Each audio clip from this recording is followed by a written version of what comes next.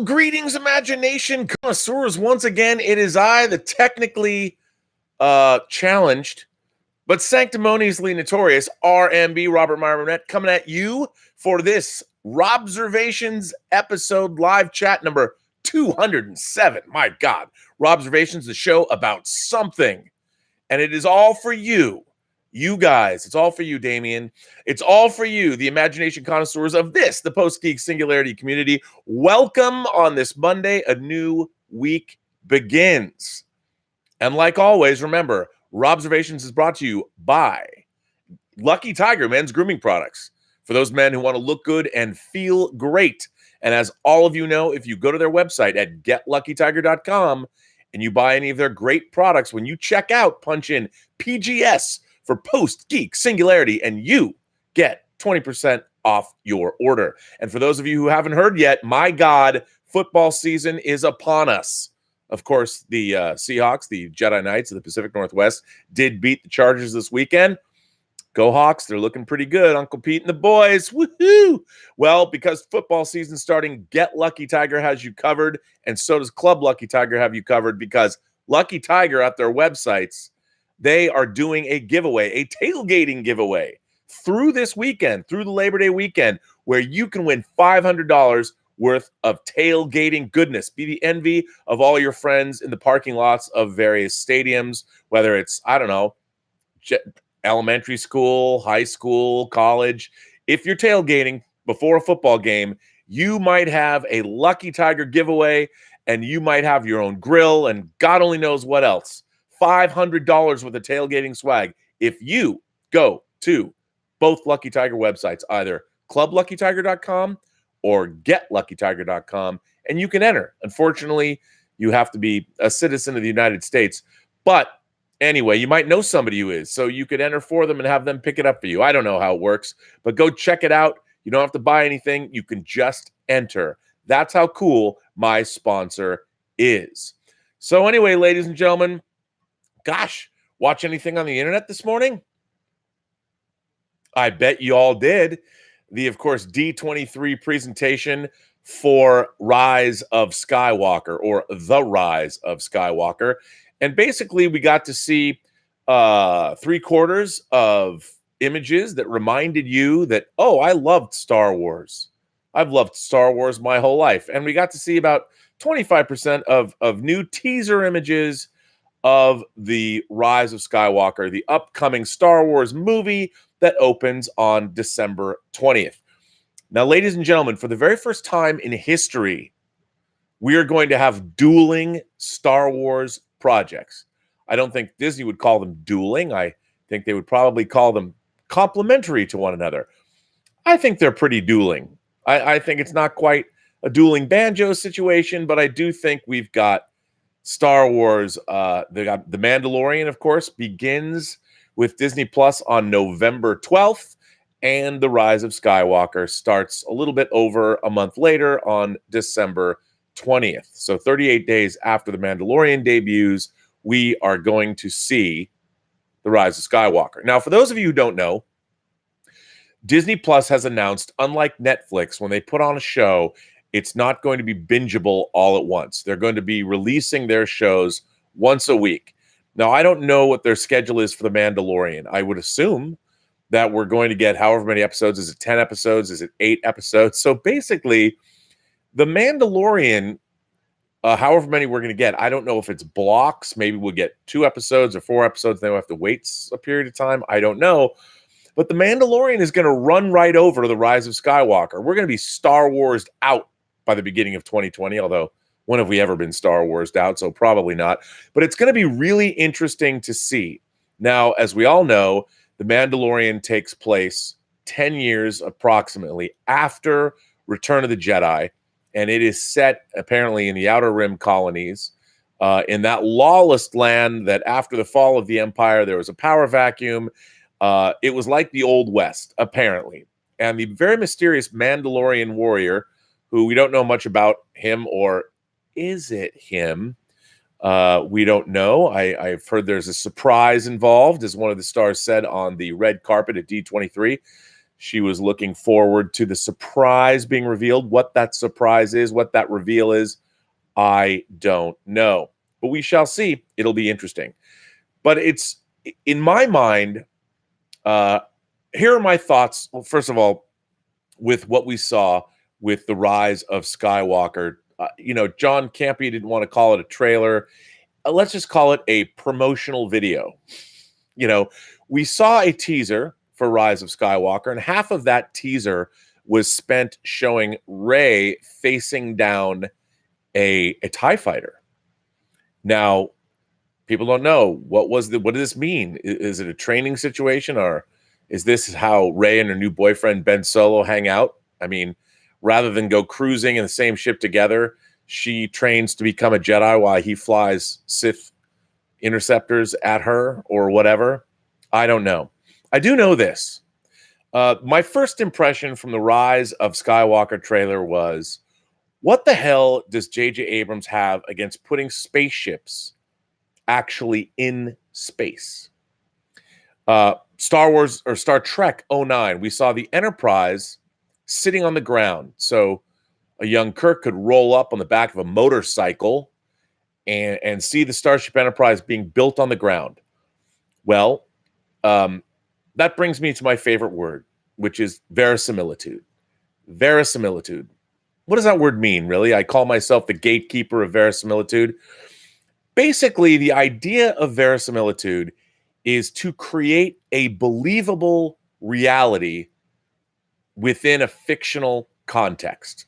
Whether it's you could have it in a novel, a comic book, television show, maybe not a comic book because that doesn't lend itself to believability. But I do think that there are Batman comics that have verisimilitude and Batman comics that don't. I think stories themselves, the actual machinations of a story, the plot of a story as it unfolds, does a story open with verisimilitude? Does it have verisimilitude in it? If something happens, if a plot twist happens that you don't believe, verisimilitude is shattered. Of course, I first heard that word when I heard Richard Donner talk. I heard it when I was a little kid, actually, because Richard Donner was talking about verisimilitude famously when he was directing Superman the movie. And indeed, the ad line of the film was, "You'll believe a man can fly."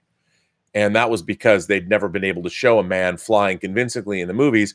Looking back at Superman the movie, I wouldn't hold it up as a paragon of verisimilitude necessarily. However, in fantasy filmmaking, verisimilitude to me has always been important.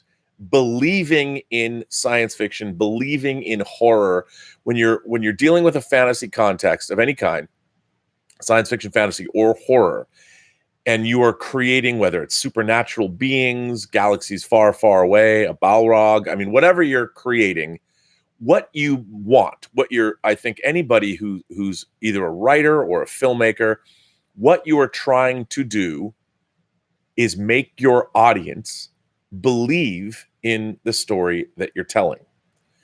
That's the most important, because when your audience believes what you're telling them, they're drawn in. They give themselves over to the story that you're telling. That is I think the greatest power of any storyteller, no matter what medium that you're working in, is to grab your audience and immerse them in the world that you've chosen to immerse them in.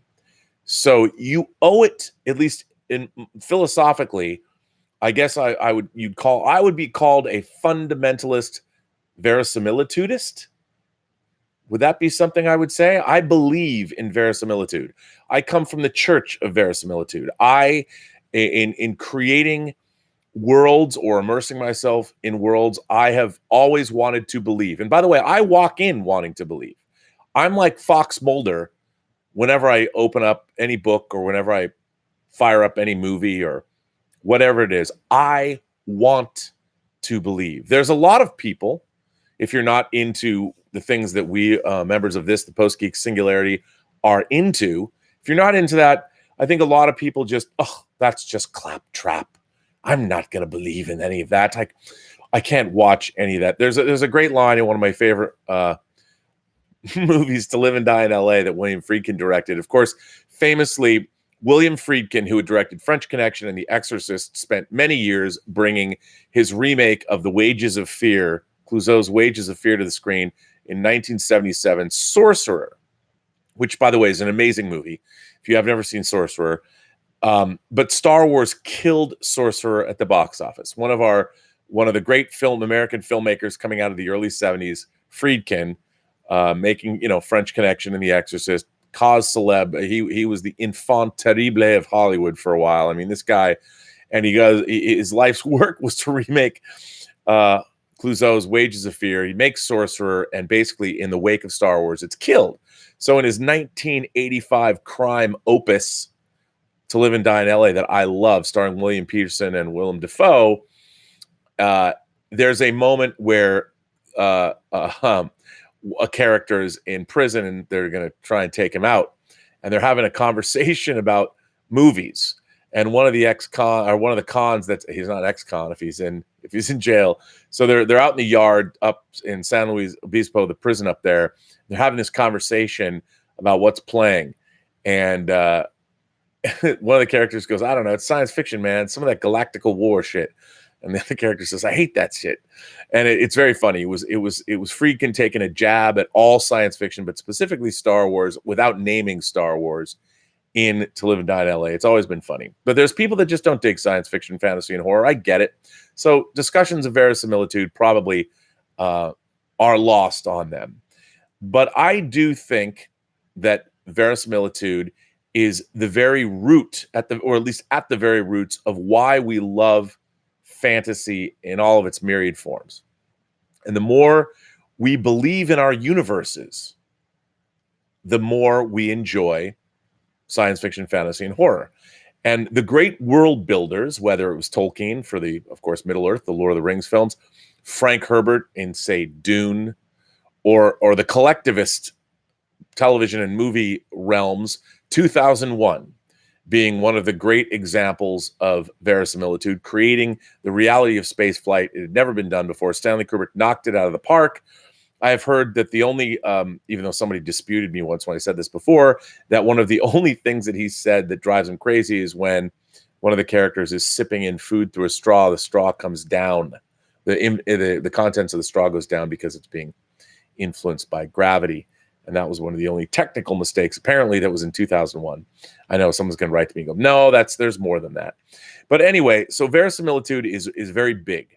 Now, let's talk Star Wars.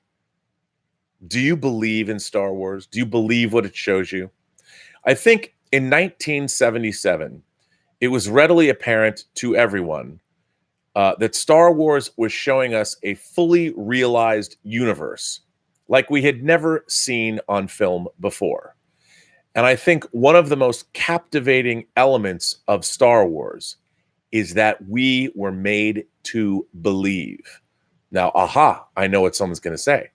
They're going to say, "Rob, as soon as the camera pans down onto Tatooine, we hear sound in the vacuum of space. There are laser blasts and explosions when the Rebel blockade runner is hit.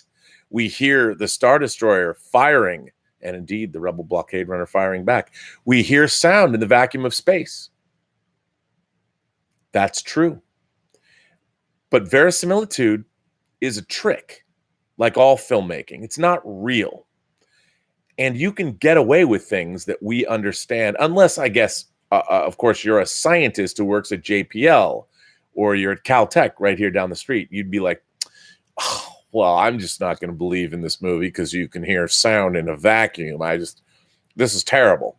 And I understand it might not work for people right away, but we'd never seen, I'll tell you what I think trumps that.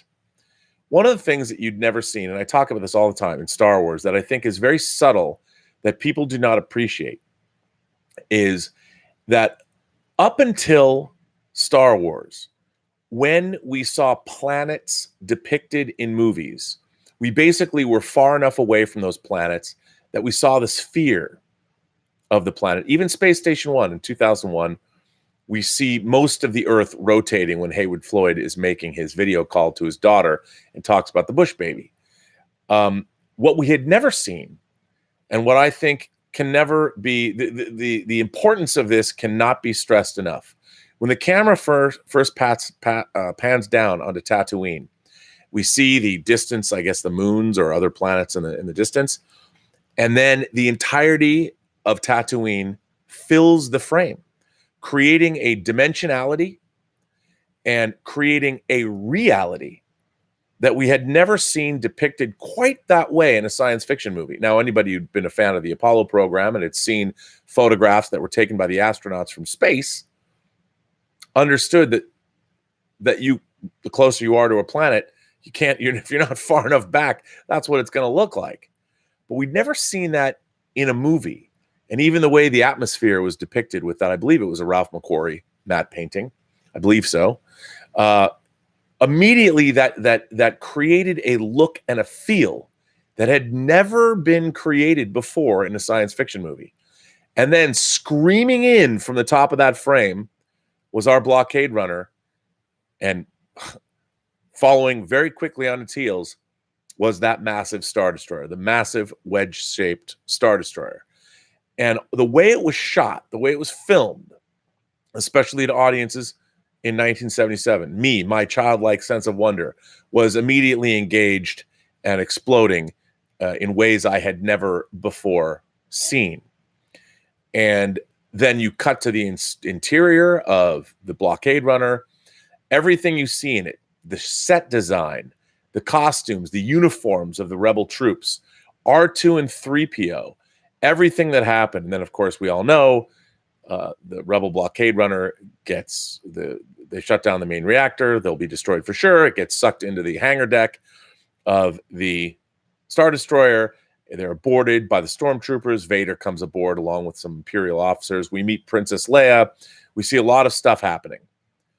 The first 5 minutes of Star Wars, to me, at that time in Hollywood, as far as science fiction filmmaking went, peak verisimilitude.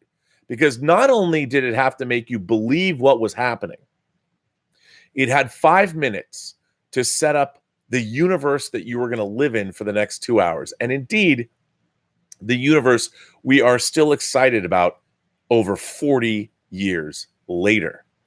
Now, this is not an easy thing to do. Any one of those elements, from the design of the costumes to the set design to the design of R2 and 3PO, any one of those elements, if it didn't work, and specifically if it didn't work as part of the souffle that we were watching, the verisimilitude would have been shattered. Now, one of the amazing things about Star Wars was, I like to call it three-dimensional, let's call it a holistic. There was a three-dimensional approach to the universe. You felt like this was a real place. This universe you believe in. And I believe that that is one of the reasons why Star Wars was immediately so successful out of the gate, because people, maybe for the very first time, certainly in a science fiction context, were transported to a place a long time ago in a galaxy far, far away. And then as you move, even the way the escape pod is jettisoned from the blockade runner, and we see 3PO and R2 seeing the rotation, and we watch even the pod as there's that great piece of music that rises as the escape pod is moving into the atmosphere of Tatooine. Even the speed of the rotation of that escape pod felt real. Now, you can look back and go, okay, maybe those special effects aren't as convincing now because we're talking almost a half century ago. But they hold up. And as the world was revealed to us, as the universe of Star Wars was revealed to us, the verisimilitude, every place we went, the Sandcrawler, the first appearance of the Sandcrawler, the Jawas, again, every costume, every design, the landscapes, that giant, what is it, crate dragon, whatever that thing is, the huge, whatever it is canonically, the skeleton that we see in the wastes of Tatooine. You believe in all of it. When you get to the Lars homestead and you see where they're living, where Aunt Beru, Uncle Owen, and Luke are living, when you see R2, R5D4 with this bad motivator, everything that happens in the movie, from one step to the next, there are a million creative decisions that were made. And again, think about it. Every single thing in Star Wars, from the costumes to the colors, the color of blue that R2D2 is could have been too blue. I mean, every single thing about the original Star Wars, as now I guess we call it A New Hope, but in my mind, it's just Star Wars because it was for the first 4 years of its existence, you believe in. And that's one of the great gifts that Star Wars, the feeling Star Wars still resonates today. Every single science fiction film that has been made since, or television show that has been made since, aspires to that kind of verisimilitude. And it is very difficult to achieve. Very difficult to achieve. And Star Wars also gave us that dirty look, that used, we're out in the middle of nowhere, everything is being fixed and it's all dirty, and you believe that this is a real desert environment. And then, of course, when we get into the Imperial environments, everything is pristine and new and clean. Again, all of these things had to be figured out in advance, designed, they had to be signed off on. And the fact that it all works together, is pretty much, it's an astonishing achievement. And not to be underestimated is the fact that Star Wars was shot on real locations. Famously, they went to Tunisia, then they went to Central America, and they went and filmed in real places that augmented the fact that, yes, it's pretty much a stage-bound movie, shot on sets. But those establishing shots and the times that they were out on location, same was true of the glacier in Empire Strikes Back. And creating that kind of verisimilitude is what filmmakers, especially science fiction, fantasy, and horror filmmakers, aspire to do. It is very, very difficult. Even verisimilitude that you've got in front of you, in front of the camera, can be destroyed if the camera angles being used also don't support verisimilitude.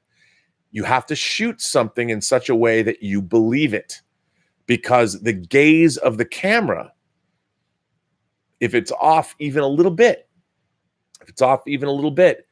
you stop believing. The way things are shot are also a part of verisimilitude. And one of the great things about Star Wars is, especially the original when it first came out, because nothing like that had ever been seen before, was how much we believed in it.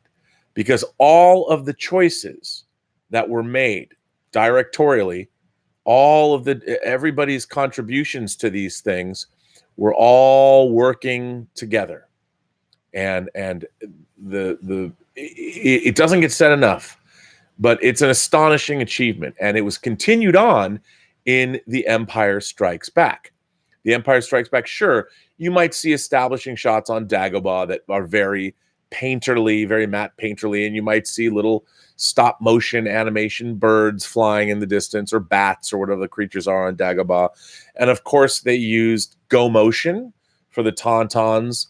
But for the most part, one of my favorite shots is, in terms of verisimilitude, is this one of the very first shots in Empire, this overhead shot where you first see the tauntaun running across the icy wastes of Hoth from a very high angle. And the way the camera moves, all of that works into making you believe. Now, that kind of belief followed up in 1979. Ridley Scott certainly created that same kind of belief for Alien. And basically, in a way, as I've said, Star Wars is basically a movie about two workaday guys, a farmer and a truck driver, that team up.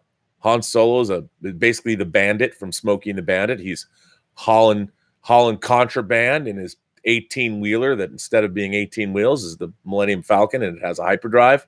Luke is, of course, a farm boy. He farms moisture, because that'd probably be the most valuable thing on Tatooine. So he's a moisture farmer, but still a farmer. He looks the part.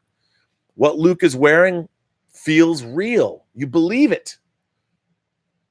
This is very important.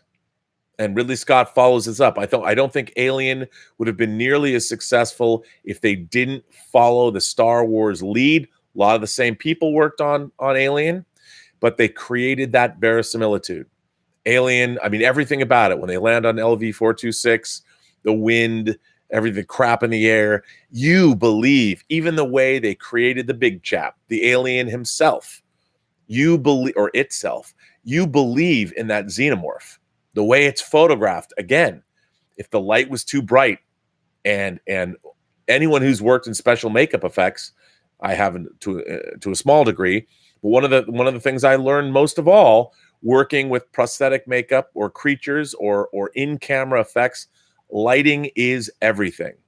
If you make something out of foam latex or just latex and it's too bright, if the light's too bright, you'll betray the reality of what you're trying to create. So verisimilitude for fantasy filmmaking is very, very difficult. And the thing is, everything that you see or feel or hear, even the story, if the story itself unfolds in an unrealistic way, or you do not believe the progression of events from point A to Z, you might believe in A, B, C, D, and E, and then F, G, H happen, and then like, I don't believe that. So not only does the look of the film have to work, the casting has to work. You have to believe. Sometimes I've seen many movies and many TV shows where I've said before, people are too good looking in movies now. People are just, everybody's too damn pretty. You go back to the movies of the 70s. You look at our leading men. Sure, we still had Redford Newman and Butch Cassidy, but beautiful men both. But it felt Butch Cassidy had verisimilitude. And however, you look at some of the other great films, Popeye Doyle, Gene Hackman's Popeye Doyle from The French Connection. He is no great matinee idol. Al Pacino, handsome man, but not too handsome. I believe him as part of the Corleone family. In fact, I believed everybody in The Godfather. Godfather, peak verisimilitude. I know someone's going to be like, well, what about when Sonny beats up Carlo and you misses the punch? I know. There's little moments like that. I get it. But Godfather, peak verisimilitude. And that's what you're going for. Godfather's also a fantasy film. Remember, it's not real.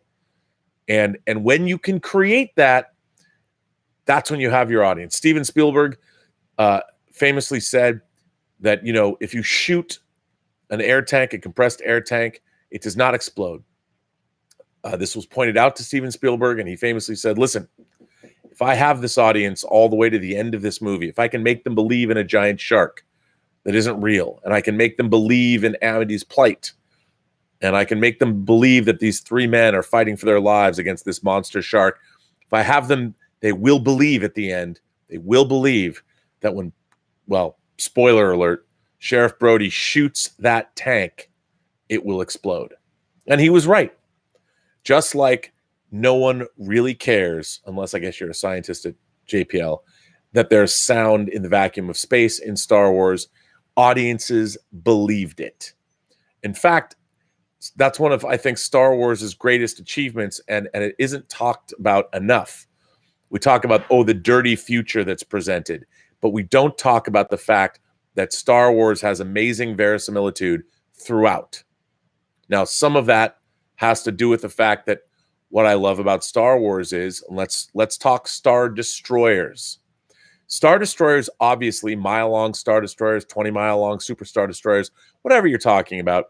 These were ships that we saw in the Star Wars trilogy in Star Wars Empire and Jedi.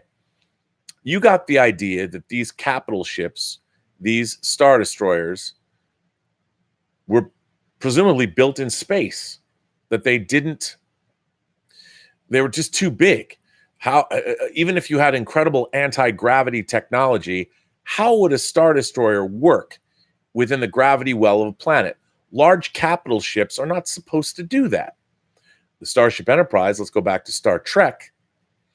The Starship Enterprise, it was not canonically shown, but later with Star Trek the Motion Picture, it showed that the Enterprise refit was done in a orbiting space dock facility.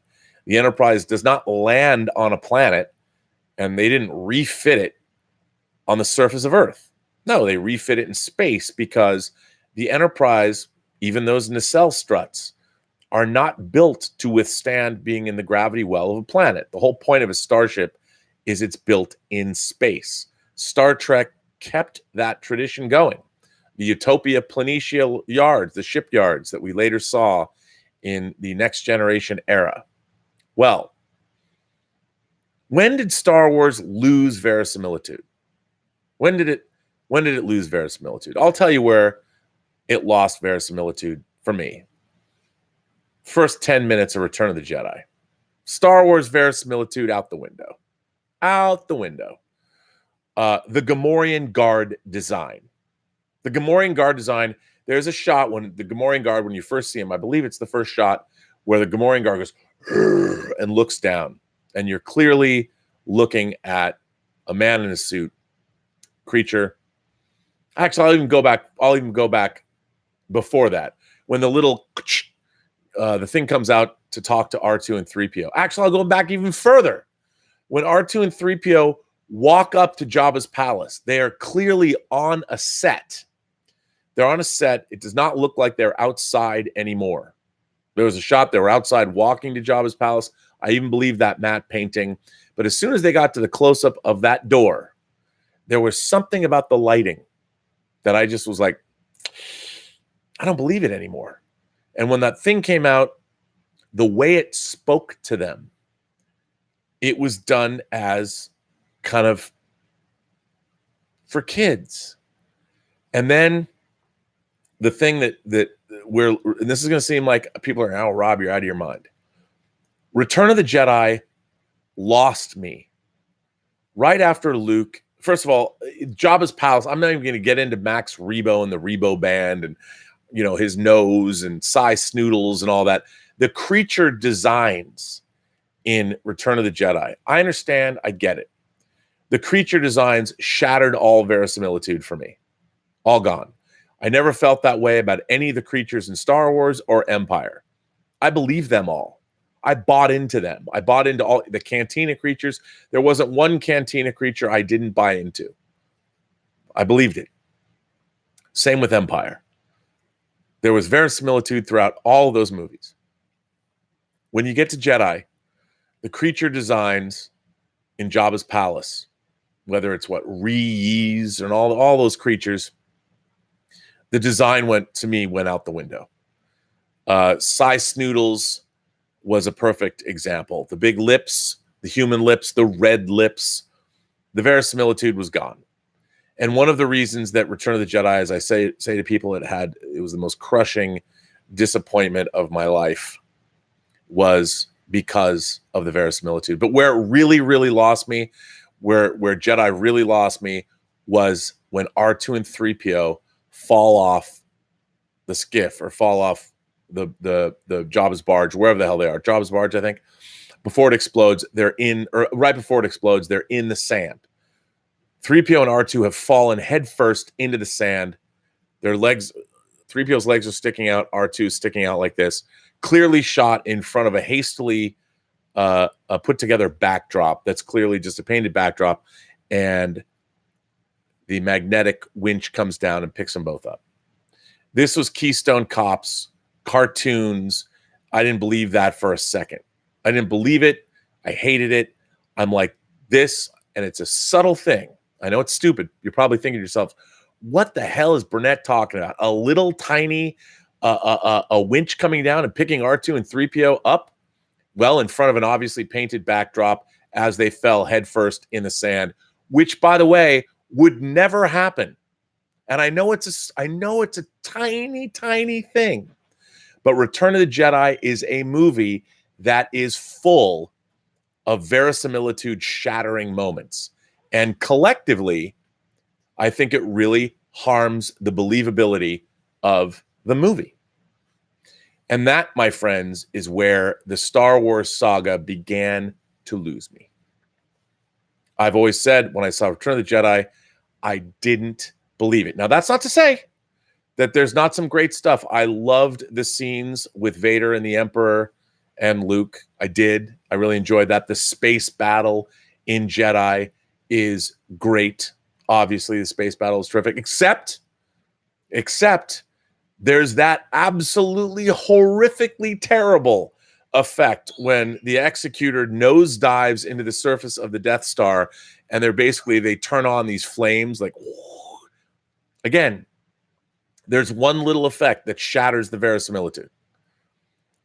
That's not to say I didn't stop loving Star Wars. As I've told people, I saw Empire Strikes Back 26 times in the theater. I've seen Star Wars probably 100 times since then. We all, as Star Wars fans, have watched these movies over and over and over and over and over again. But as I got older, it was the verisimilitude that I responded to so strongly in Star Wars, and it made me believe. And Return of the Jedi made me question my beliefs, because I was sitting there wondering, why would they allow this? Even the cinematography in Return of the Jedi is a little flat. When you get into the Ewok village and all that, clearly you're on a set, and people are going to say, well, Rob, it's the same kind of a set they built for Dagobah. Yeah, but there was something about Dagobah that was believable, more believable. Maybe that's because they built almost an entire forest. It's hard to say. It's hard to say. When the shield generator goes up in Return of the Jedi, in my mind, the explosion, as much as I love it, was too big. It would have killed everyone in the forest. There wouldn't have been, Han and Leia would have been vaporized. I know. Nitpicking. I know. So now I'm going to jump ahead. I will say this. Another scene that made my gums bleed was when we saw capital ships at the end of Attack of the Clones. We all know the scene. The Republic Star Destroyers, or their proto Star Destroyers, are on the ground. They're on the ground and they're taking off. These gigantic capital ships. Didn't believe it. I was like, you know what? Those ships are too big. The whole point of having Star Destroyers is they're huge, and the Death Star is even bigger. And once you have ships that are that big, able to land just like, say, a snub fighter or a smaller ship like the Millennium Falcon, if those kinds of capital ships can just land on a planet, there's something about it that makes them less special. They're not as, it's cool that a Star Destroyer what is it, Kuwait shipyards or whatever they're called? No, they're Carillion ships, I know. That's different. The Kuwait shipyards are different. Canonical Star Wars. It's talk about Star Trek, but it's that believability. You want to believe that ships that are that big have to be constructed in space. They have to be, because they're so damn big. How do you, even with the most powerful anti-gravity machines, if that's even possible, would not be able to keep those ships from crashing? Anyway, this is, again, just me. I'm probably giving you an insight into my own psychological profile, that I have a problem with the size of capital ships in Attack of the Clones taking off from a planetary vantage point. The same way that the Starship Enterprise, not only can it not function in the gravity well of a planet, I can get close. I mean, it can get into an orbit of a planet, but it certainly can't land in an ocean and activate that. It couldn't work. Couldn't work in an ocean. It's ridiculous. I mean, the whole thing is bizarre that it was even something that would be considered. I know it hadn't been done before. But this is my problem. This is my problem with fantasy filmmaking today, people.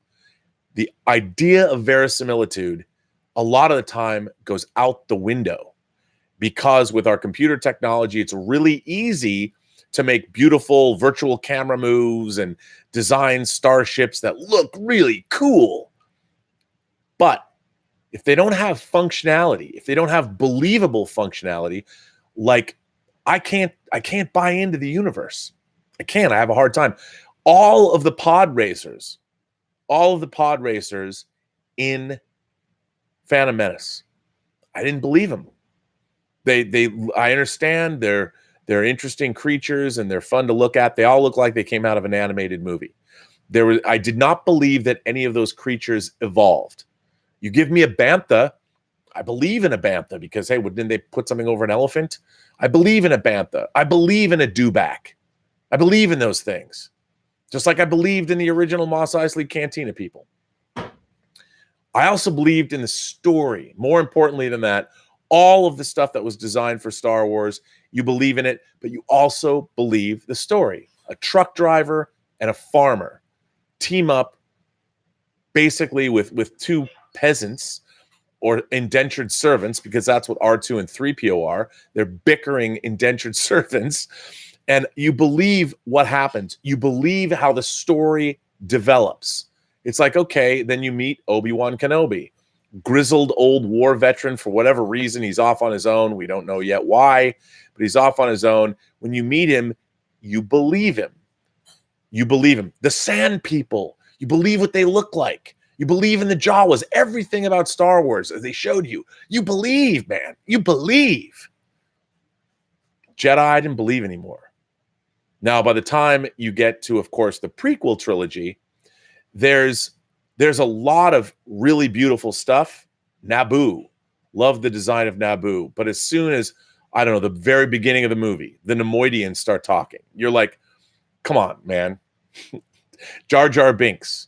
All of this was suddenly you're now thinking about, you're thinking about portrayals of Asians in Yellow Peril movies, and then you start thinking about rug merchants and everything is analogous, like Watto. First of all, I didn't believe in the design of Watto, much less the way he spoke. I didn't even believe in seeing the proto C-3PO when Anakin is first building him, even though I understood. The lack of verisimilitude really hit high gear when we get into, and I understand we no longer have to rely on computer technology. We are unfettered from the constraints of reality, and anything you can dream up, you can make. But what happened there, the transition into the Star Wars universe, is that with the addition of digital and computer technology, you no longer were constrained by physics. And the reality of Star Wars sort of went away. And it now became more fantasy. And I know it's silly to say. Half of you are probably going, what are you on about? Why do you care? I care because Star Wars and Empire made me believe in this galaxy far, far away. But more importantly, so did the story and the character development. I believed in those people. I didn't stop and ask myself, well, wait a minute. You met them, like any good screenwriter will tell you, you get into a scene late and you leave early. You didn't have to like know that, the Jawas travel around to every farmer and ask what he wants to buy or she wants to buy. They just showed up, and you as a viewer get to sort of figure it out as we go. You don't have to know what a motivator is, but when R5D4 blows his motivator and Luke says he's got a bad motivator, you can sort of infer what something is through the word motivator. I guess that's what makes him go. So that was what Star Wars did. It presupposed that you as the audience would follow along and buy into this. They don't explain what the Clone Wars are. Kenobi just talks about it. You wonder what they are, but you're like, okay, I get it. There was something called the Clone Wars that might have had to do with clones, something. You don't know, but you believe in it. You believe in it. Anyway, before I go on, I know that some people have sent in some chats. I'm going to see what you guys have to say. And, there's a lot of interesting stuff. JB Bonifacio is here. JB Bonifacio says, your Star Wars filibuster on the Campia show today was wow. Well, thank you for that. People who are just tuning in now, I'll explain what that is. So we were talking about we were riffing on what could happen in the rise of Skywalker. And I was saying that obviously cloning has always been a big part of the Star Wars universe. And my theory, John actually posited that there was perhaps that cloning had something to do with this evil visage of Rey that we see, the double-bladed, I call it the butterfly knife lightsaber that we saw in her, a dark side person. And I said, look, what if, for whatever reason, the cloning technology was applied to Force users? And there was a lot of them cloned. And in order to forge them to be the kind of people they needed to be, they were seeded throughout the galaxy. They were put in places where the hardship of life would forge them into hopefully the kind of people they needed to be. And that Rey was one of these cloned Force users, people that were either genetically bred to be adept with the Force, or they just were. I mean, whoever, and we don't know who or why or what was going on. And that because of Rey being involved with Kylo Ren, Kylo Ren doesn't know about this, and her innate Force abilities were bred into her specifically. And that when we see the Dark Rey, I'll call her Dark Rey, at the end of the Rise of Skywalker, my theory was that she was a person, one of these Force-sensitive people that had embraced the dark side of the Force, and that Rey would be confronting herself. And all of this was a plan that was set in motion by the Emperor himself, Palpatine. And that if you go back all the way to the Dark Empire comics, maybe Palpatine was cloning himself. And we were pointing out that the gigantic fleet of classic, let's just call them classic Star Destroyers, was the Emperor returning from, it was his contingency plan. If the Empire was ever defeated, why wouldn't Palpatine? I mean, Sifo-Dyas was, we had the clone army that was being made, that was being controlled by Sidious in the prequel trilogy. Why would he not apply that again? Why would he just be making that clone army? What if he was building his contingency plan with clones of himself, that after he died, his essence could then inhabit, rather than say possessing Matt Smith, could inhabit one of his clone bodies, and the Imperial forces show up from the Outer Rims or whatever. Like, I don't know. I was just riffing on this. So that's what I was saying today on the John Campy show, because it would make sense. And we've had a lot of looks at artificial life. We've had, well, Ex Machina, Battlestar Galactica, Blade Runner, all of these things. And cloning has been very much a part, especially of the whole plan, Palpatine's plan. So why would it just end there? Cloners on Camino. You know, you never know. So, JB, thank you I appreciate that. Emmanuel Ericart says, Rob is a fan of Tokyo Drift. You need to watch Hyperdrive on Netflix.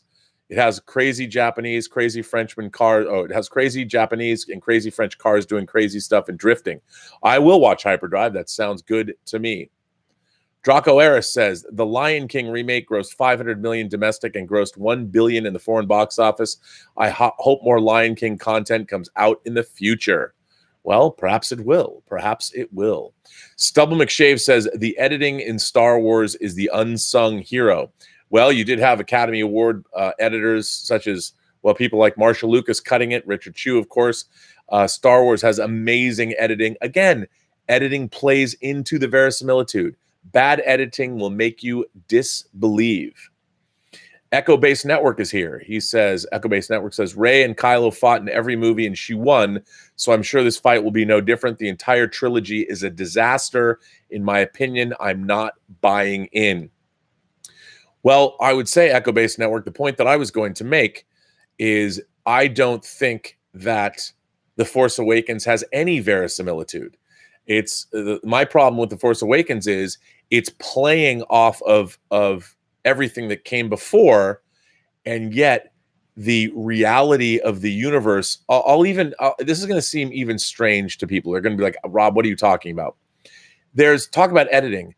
When we see the new stormtroopers coming down to the planet at the very beginning, and they leave the Star Destroyer and they come down, there's a series of edits.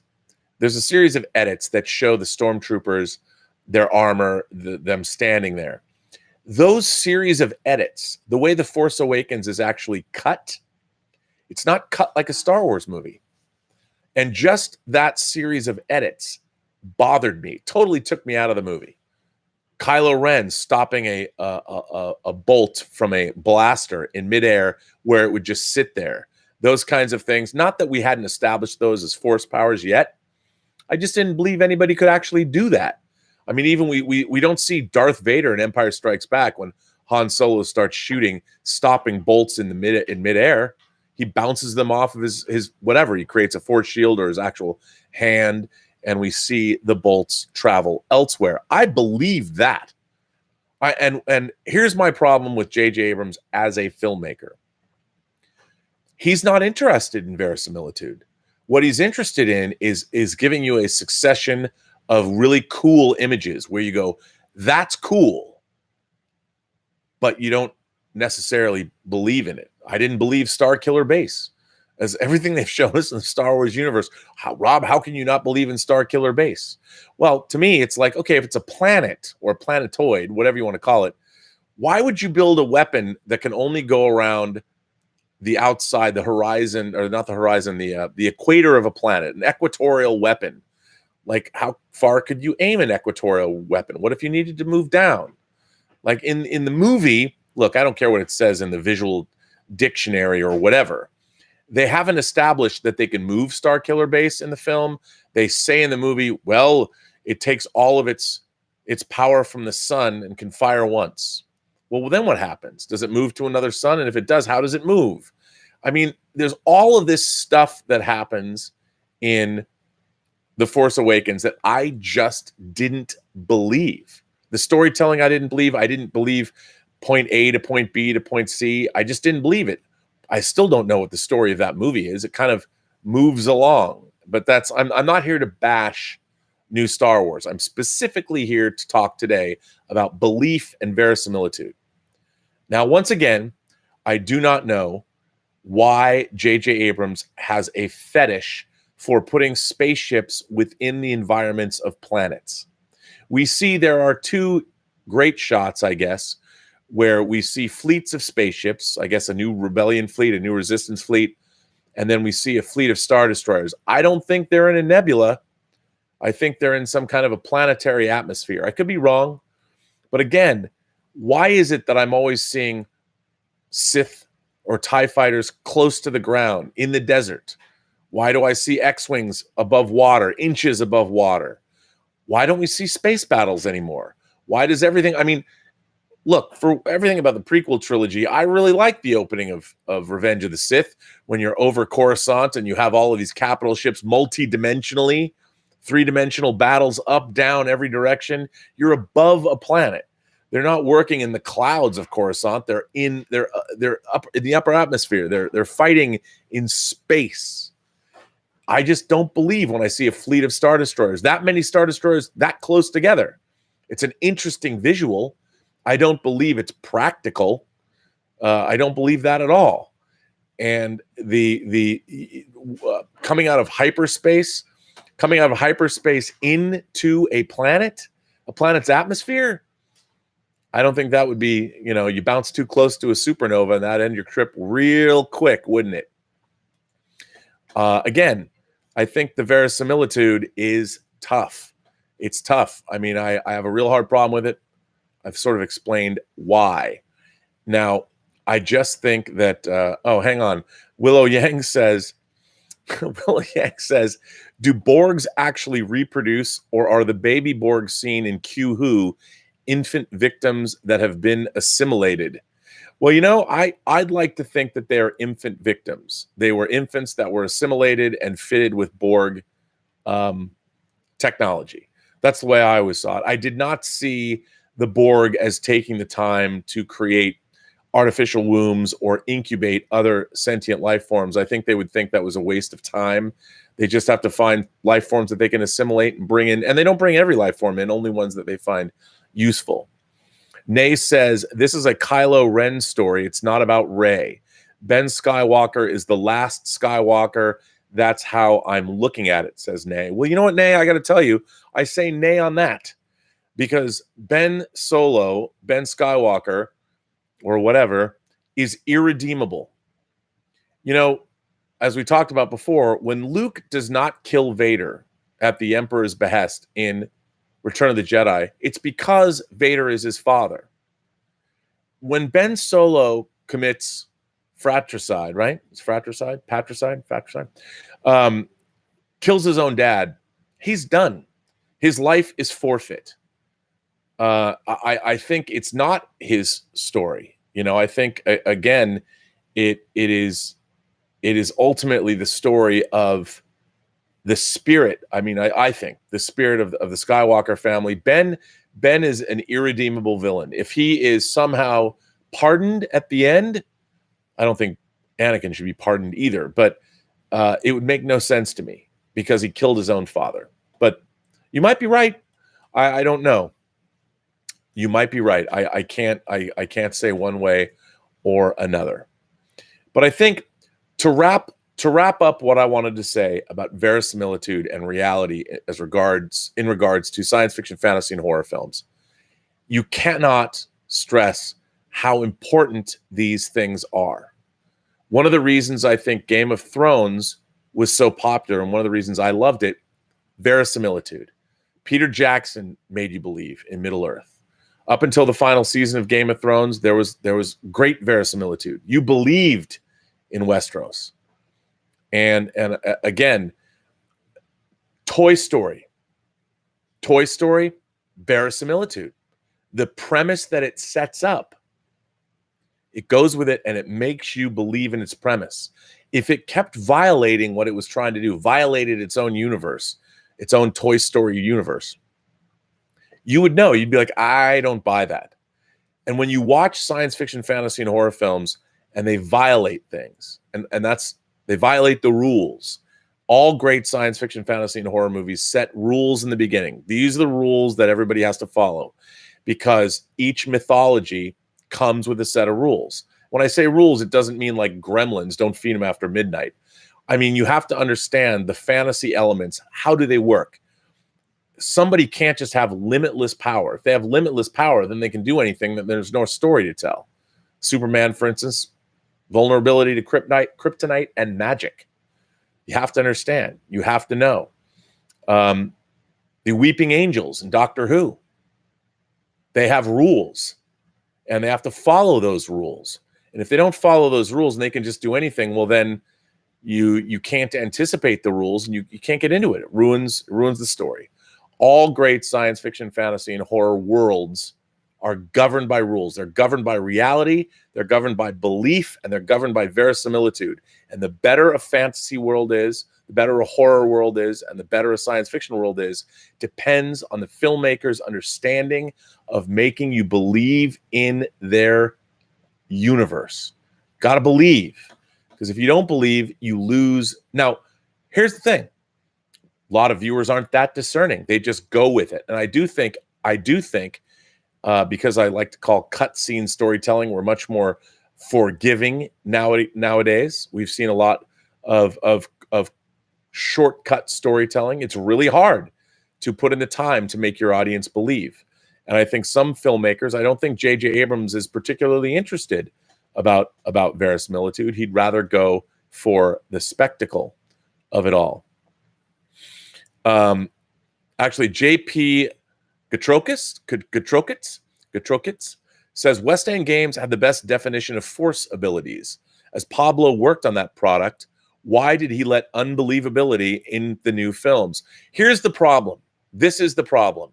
Because when every filmmaker is given a new franchise to take over, if they don't, like everybody loves Star Wars. No one's going to say no to Star Wars. But you tell a filmmaker, well, listen, man, in the West End Games version of Star Wars, they said this. Every filmmaker is going to tell you, I don't have to listen to what West End Games said. I can do what the hell I want. Well, smart filmmaker would then go mine that idea and go, oh, you know what? That makes sense. I'm going to use that. But a lot of people fear being able, with these franchises that have so much material available, whether it's in the extended universe, whether it's in role-playing games, whether it's in MMORPGs, whatever it is, they're afraid to take it. Like, I think one of the great things about these franchise properties, even though I've never worked on one, I mean, I was in a fan capacity, we did the same thing. We went and cherry-picked all the stuff that we loved. Cherry-picked it all. Like, ooh, that's a great idea. Let's take that. We never feared anyone else's ideas because it's all an amalgamation of it anyway. You're already using X-Wings and TIE fighters, and so why not go in and use other really great examples of how do Force users work? Again, Rogue One. I liked Rogue One a lot. I couldn't stand seeing a Star Destroyer floating over a city. I understand that was a cool visual. I get it. But I'm like, I didn't believe that. I don't believe Star Destroyers can hover in a planetary environment like that. I know it's cool. After the end of Attack of the Clones, didn't matter. Star Destroyers could be anywhere. I hated that. It really bothered me. North American Hamrammer says Starkiller Base should have been a manufacturing hub for the upcoming First Order. Plus, if you drain a sun's energy, the planets would have frozen, including the planet that you're on. Hey, let's drain the sun and kill the entire inhabitants of this base. I guess General Hux would not be able to address his troops, at a Nuremberg, or not a Nuremberg. Yeah, I guess a Nuremberg rally. I don't know. Wouldn't be able to do that because everybody would be frozen solid. So, again, it's it's a tough call. It always comes down to verisimilitude is a tough call. Ron Hall says, Rob, you are my geek brother for a reason. I'm with you all the way on Return of the Jedi. By far one of the lamest entries in the series. Thanks, bro. Well, you know what the thing about Return of the Jedi is? The story is sound. What happens is sound. The battle at the end is fine. And the confrontation between Vader and the Emperor is fine. It's just surrounded by a bunch of stuff that completely shatters the reality of the Star Wars universe. I mean, even the scene, what is it? The Ewok that winds up on a speeder bike going wee, wee, wee, wee. I mean, and they're flying around. They've got hang gliders, and it's just, I understand what they were doing, but give me a break. You do not believe that they're running a Rambo-esque insurgency using low-tech weapons. I mean, even the Ewoks are given a little bit too much power in Return of the Jedi. It's just a movie filled with unbelievability. Emmanuel Ericart says, and in case you are not sold on hyperdrive, the Japanese driver is called the Drift Sensei. They have a water cannon, and since it's real verisimilitude, I will have to check that out, definitely. But again, I think along the prequel trilogy also is full, the storyline, the acting, a lot of it is just filled with things that are no longer, there's no verisimilitude there. And I know people, I get criticized for this all the time. They're like, Rob, you're criticizing Star Wars for not being real? Well, yes, I am. I'm criticizing Star Wars for not being real. As a matter of fact, I think J.J. Abrams, with his Star Trek films, with Super 8, and with his now, at least even the images we saw of the Star Destroyers and the Rebel or Resistance fleet coming out into the atmosphere of a planet. Again, interesting, cool visual. Just didn't believe it. I just want to believe it. Why are Rey and Kylo fighting with waves crashing around them? I mean, that's great fun. I understand that. I'm sure we'll figure out a reason. But again, it seems less practical. Like, if they're going to have a duel, why wouldn't like Rey go to the shore? Like, hey man, if we're going to fight, why don't we do it over here? Like, why are we here? I hope there's a good reason for it. But I mean, it's a cool visual and all that. But at the end of the day, I think the problem with J.J. Abrams as a filmmaker is he puts a succession of scenes together that he thinks are cool, but they don't make you believe in them. Certainly the Star Trek films don't. And I felt that way about Force Awakens. So it's tough. How do you believe? Make me believe. You know why? Because I want to believe. I'm your easiest sell. I'm an easy lay. You want to have a good Saturday night? Take me out, but make me believe. If I can't believe in your monster, if I can't believe in the design of your creature, if I don't believe in your costumes, you're not going to have your way with me. You've got to make me believe. And you've got to make me believe in a three-dimensional, holistic way. Everything from camera angles to music to sound effects. Make me believe. I want to believe in Star Wars. When it comes to Star Wars, as I said, I am an easy lay. You can get my knickers off with very little attempts. Just give me something to believe in. I'll love you long time. But if you don't, I won't love you. I won't love you. I'll bitch on the internet for years to come. And I think, you know what?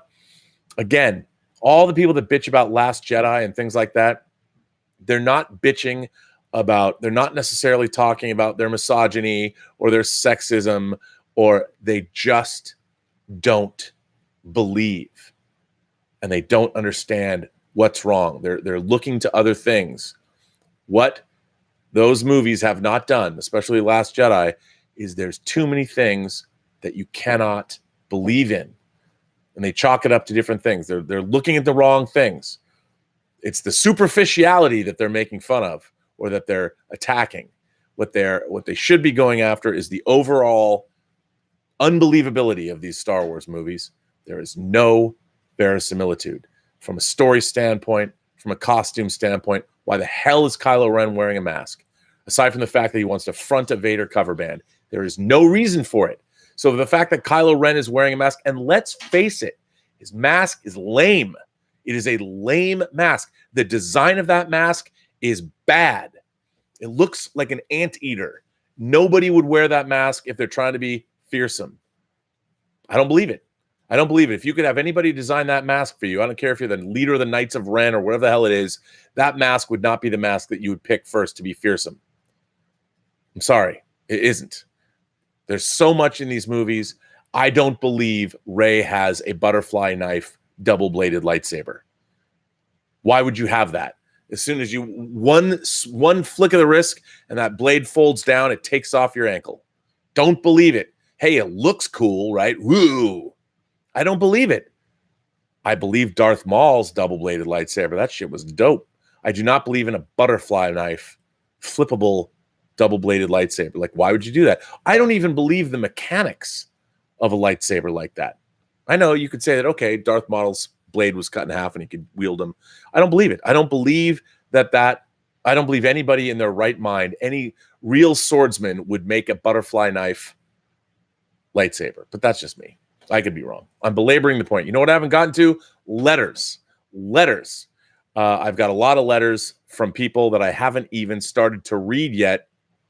So I'm going to jump out. And I didn't even get to the point I wanted to make, but I did make it. I think you all got it. I've been talking about it for almost 90 minutes. A change of pace, ladies and gentlemen. Ian Samuels is back, a longtime member of the Imagination Connoisseurs here at the Post-Geek Singularity. Ian Samuels asks about, get this, Rob Meister General. We have often spoken about Star Trek, Star Wars, and there have been mentions of Babylon 5 and UFO and Space 1999. But I believe one of the most underrated sci-fi TV series is Farscape. Farscape had a great premise. A lone astronaut lost in a different galaxy. We've had lone astronaut stories before, even Buck Rogers in the 25th century. But this took us into another galaxy, a galaxy filled with weird and wonderful creatures. These creatures were given life by the amazing guys at Jim Henson's Creature Shop. The use of real effects instead of something created in a computer allowed the viewer a better chance of connecting with these characters. We can connect with the Delvian priest Zahn, the Luxon warrior Ka Dargo, and the Hynarian Rigel because they were real. And even Pilot and the ship Moya, a living ship, are characters, and they're all well written.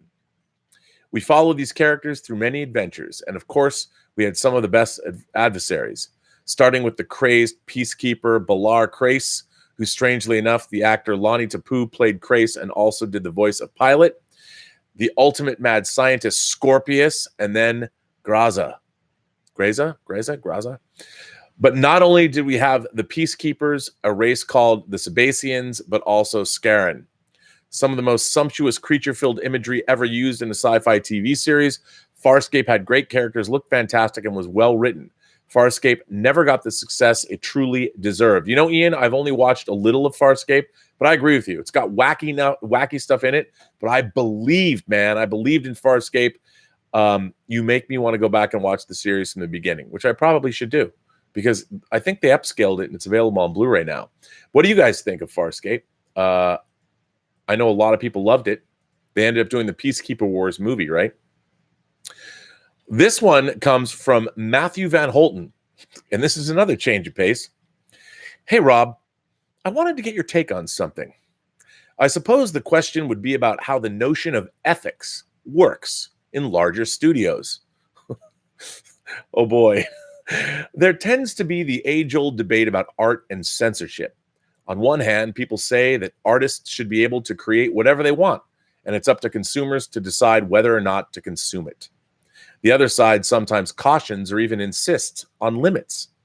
Take the recent movie The Hunt, for example. Overall, it was the studio's decision to pull it due to recent events, but more than likely, it will see a release at some point, and then yes, it will be up to the consumer. Now, should that movie have been made in the first place? Hence the debate. It brings me to the show 13 Reasons Why on Netflix. A few years ago, the first season dropped to much controversy. Some people felt that it was a dramatic show released in the entertainment medium, depicting an extremely serious and scary reality that many young people face: suicide, and the many different factors that feed into that. The show stimulated quite a conversation about mental health, which I believe was a good thing. But many detractors felt that it glorified the act of suicide, and that it was horribly irresponsible to depict it in such a frighteningly frank way. Then about a year later came season 2, and I, along with many other people, started scratching our heads. How exactly were they going to pull off a second season considering the end of the first? And was it even needed? Yet I found season 2 to be somewhat engaging as it continued to flesh out some of the ramifications and storylines of the characters, and thought, okay, I suppose they just wanted to tie everything up a little better.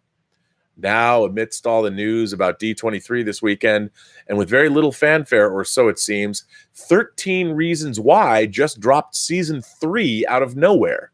It's available as we speak. Now I'm really scratching my head. I decided to watch the trailer and try to determine what direction they were going with it, and what the trailer depicts is all of these characters who we've seen over the first 2 seasons now embroiled in a murder mystery, seemingly to have nothing to do with the original young lady who the show's purpose centered on. Now, do I care that Netflix produces a murder mystery centering on kids in high school? Not really. Does it seem extremely odd to me that they would package it with 13 Reasons Why's moniker, presumably to tap into fans of the previous 2 seasons? Indeed, and more than odd. I do personally find it extremely distasteful. I understand about blockbusters, and of course Hollywood will always produce more if they feel more is what is wanted, but there is really nobody in a position of power over at Netflix raising their hand from the back of the room, questioning this kind of decision. I really felt it was a fascinating experiment with season 1, and I really do come down on the side of people who, as disturbing as the series was overall, felt that it was still well-meaning in nature and hopefully helped more people than it potentially harmed. After all, suicide is the type of mental health issue that is never going to come out of the shadows as long as it remains so taboo to speak about. Then season 2 seemed like a pseudo-creative choice to wrap up the story. Okay, fine. But now we have what really seems to me, from that trailer, a Riverdale-esque teen melodrama, which to me really taints the 13 Reasons Why brand. I'm not sure if you were aware of season 3 or even of the show in general, and if so, what your general thoughts were about this. Perhaps season 3 really is meaningful in its own right, but it really doesn't seem so, and the trailer's impact almost turns my stomach more than the scene of Catherine Langford in the bathtub at the end of season 1. That is to say that the seeming importance of that is placed on the almighty dollar over the original story they set out to tell. Smacks of a creative team was lost their way and betrayed however noble of a sentiment season one was created to portray. As we so aptly learn in Jurassic Park, just because someone does it should they? Who is the voice of reason in these types of decisions, Rob? After all, just because their opinion might come down on the other side of mine, it would all just be a bit more comforting to me if this discussion was being had at all. Thoughts? Matt Van Holten. Well, Matt, first of all, fantastic letter, sir. Elizabeth and I did watch the first season of 13 Reasons Why, and I quite enjoyed it. I understood what they were doing. I think the show is legit. I think it had a lot to say about bullying and what people go through in school. I thought it was heartbreaking at the end. By the way, they have cut out the more disturbing images of our dead heroine in the bathtub, I've heard. They removed images of a girl actually committing suicide from a show about a girl committing suicide. We live in very strange times. 13 Reasons Why, from what I understand, was based on a novel. I'm not aware of the novel. I didn't read the novel, but I'm with you. If you're telling a story, I have never had experience personally with a friend who killed themselves. However, a very good friend of mine did. Childhood friend of a good friend of mine killed themselves, and this person, my friend, asked me to go with them in the aftermath of this tragedy. And he took me when we went to his friend's house, the friend that killed himself.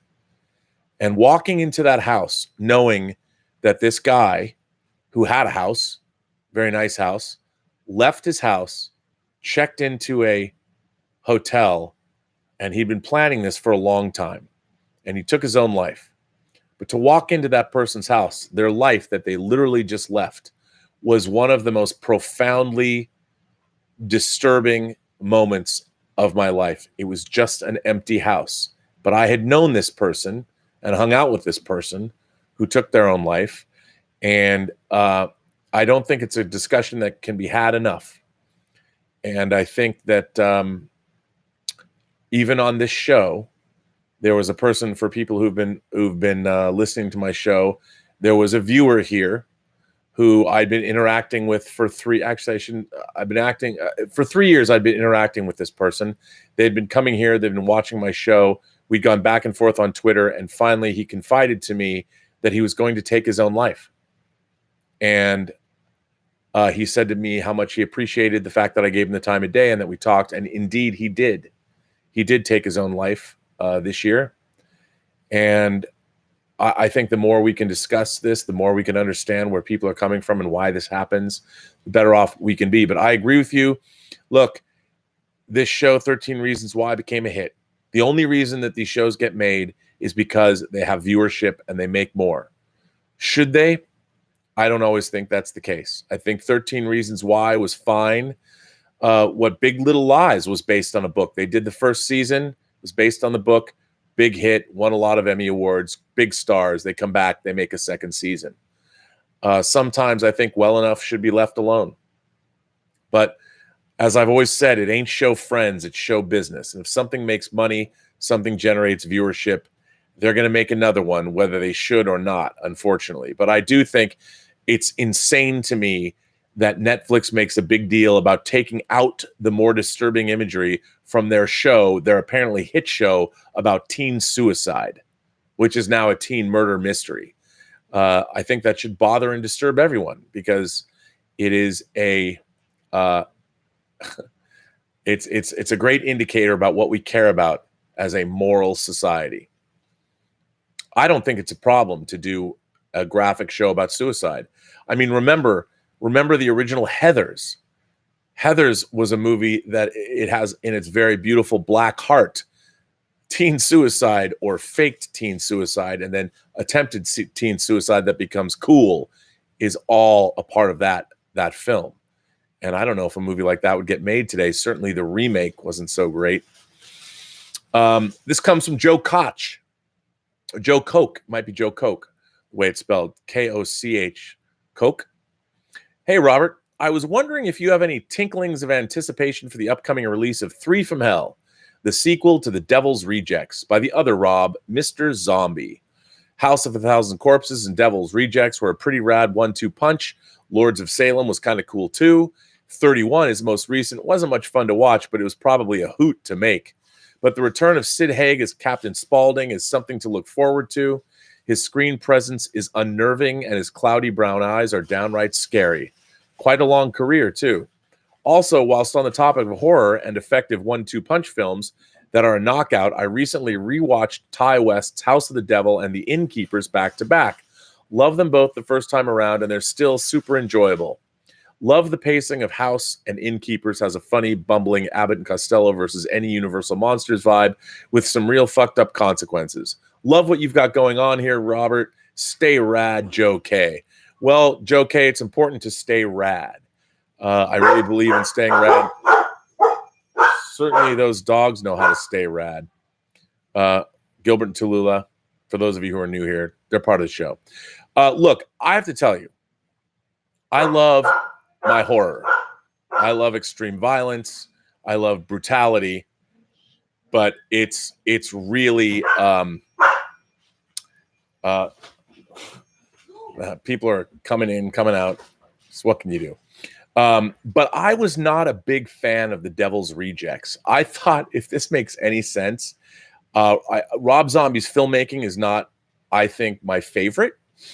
And I thought The Devil's Rejects it seems so strange for me to say this. Somebody who's a gore hound and, grew up watching the most brutal, horrific films I could watch.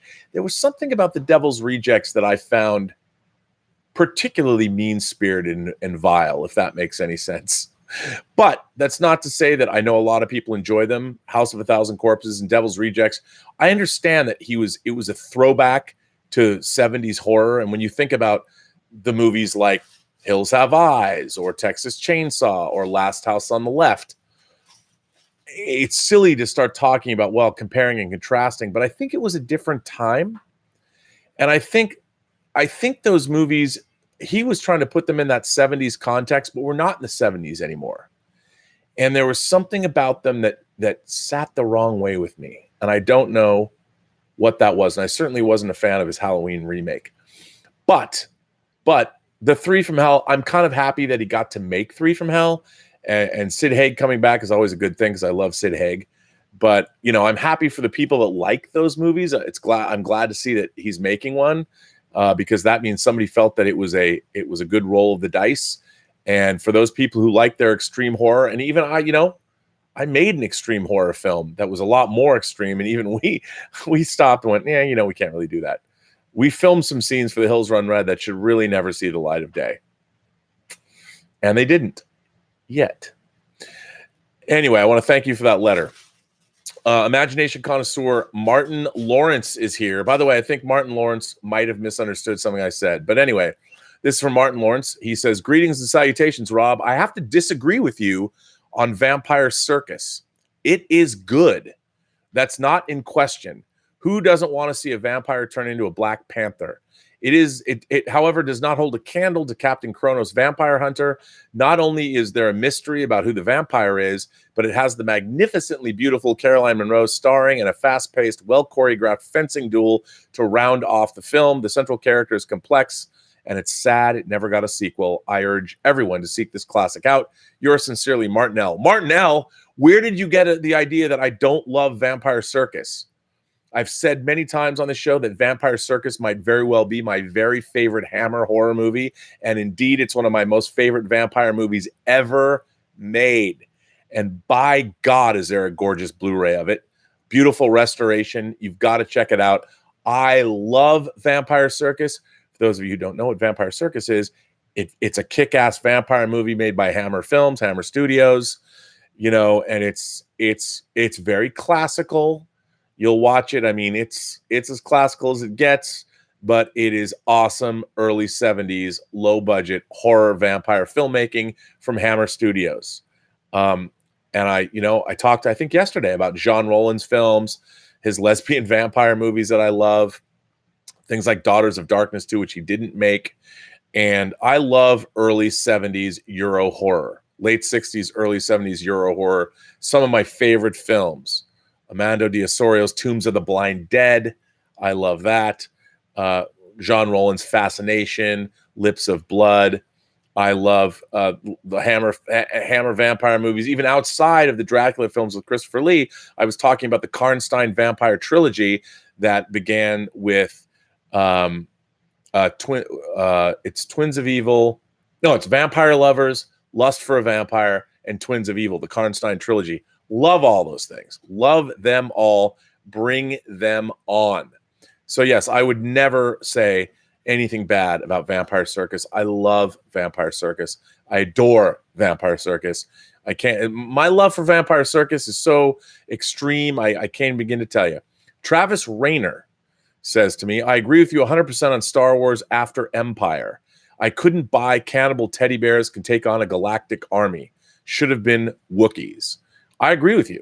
And I think one of the interesting things about Star Wars, where it's gone, and why I really am looking forward to The Mandalorian, is, believe it or not, I think what Dave Filoni and team, my buddy Steve Melching being a part of them, I think what they've done with the Clone Wars series, especially once it's settled into what it was all about, it did have verisimilitude. They brought, even though it was an animated show, they brought a reality back to Star Wars. I think Rogue One got halfway there. I don't buy that the blockade runner at the beginning of Star Wars just left Rogue One. It didn't seem they got that part quite right. The whole beaming to the thing, like, why are they going to Tatooine? I don't know. I mean, why are they've left the Rebel base on Yavin 4 and they need to get to Tatooine.